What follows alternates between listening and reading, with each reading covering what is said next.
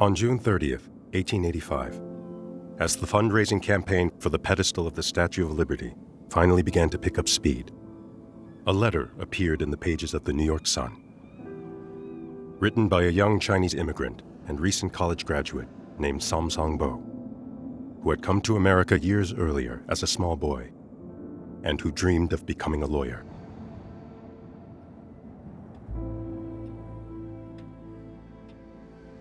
Sir, a paper was presented to me yesterday for subscription among my countrymen toward the pedestal fund of the Statue of Liberty. My countrymen and myself are honored in being thus appealed to as citizens in the cause of liberty. But the word liberty makes me think of the fact that this country is the land of liberty for all men of all nations, except the Chinese. That statue represents liberty holding a torch, which lights the passage of those of all nations who come into this country. But are the Chinese allowed to come? Are the Chinese here allowed to enjoy liberty as men of all other nationalities enjoy it? Free from the insults, abuse, assaults, wrongs, and injuries from which men of other nationalities are free.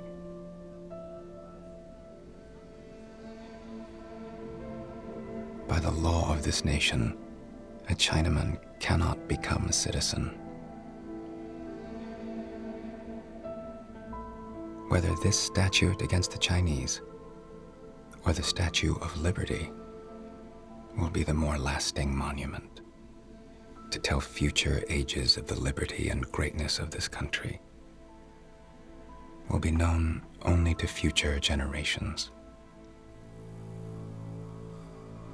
Samsung Bo.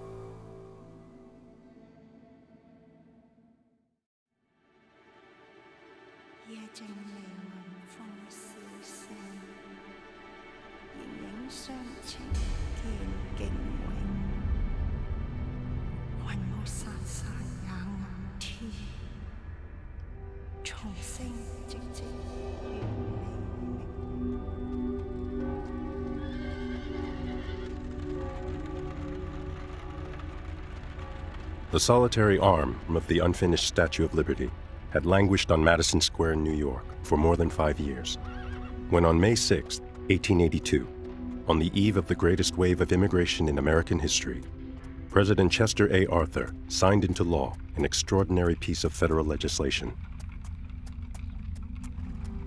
It was called the Chinese Exclusion Act, and it was unlike any law enacted since the founding of the Republic. Singling out as never before a specific race and nationality for exclusion, it made it illegal for Chinese workers to come to America, and for Chinese nationals already here ever to become citizens of the United States. Fueled by deep-seated tensions over race and class and national identity that had been festering since the founding of the Republic, it was the first in a long line of acts targeting the Chinese for exclusion, and it would remain in force for more than 60 years. It continues to shape the debate about what it means to be an American to this day.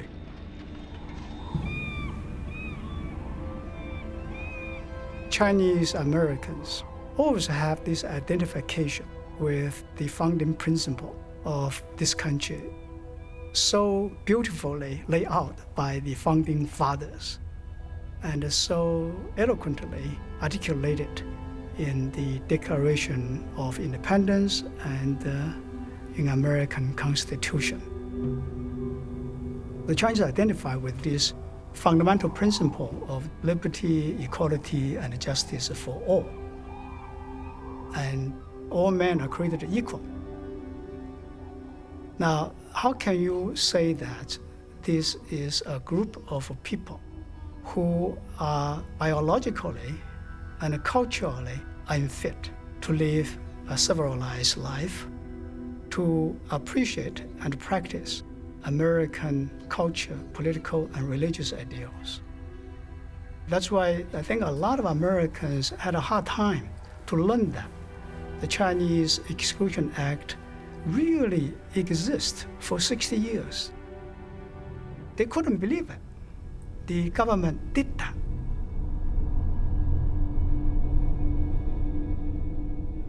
We have to remember that for most of the 19th century, immigration into the United States was basically open. You just showed up. So the Chinese exclusion law is one of the first really comprehensively restrictive laws. And it's also the first and only time in the entire history of the United States that a group is singled out by name, Chinese, by name, as being undesirable. So this is truly a remarkable moment. Starting in California, the Chinese were marked as different. And I see the 1882 bill as a link in a chain of bills and a chain of legislation and race riots and purges that are trying to move the country toward ethnic cleansing. The 1882 bill was not about labor. I think it was about white purity. And how do we get rid of people who are different? Many people think of this exclusion law as being very racist, very unfair. But if you look at the world at that time, every country was like that, and almost every ethnicity. Try to be a citizen of China or try to be a citizen of Japan is impossible unless you're ethnically Chinese or Japanese. But this is a group of people, Chinese American, the Chinese that were here, who actually fought back and made America better than what it was and helped make America what it is today, the values that we have, including equal protection under the law, rights to education, what it means to be American, what makes you American, to be born here. All these weren't defined.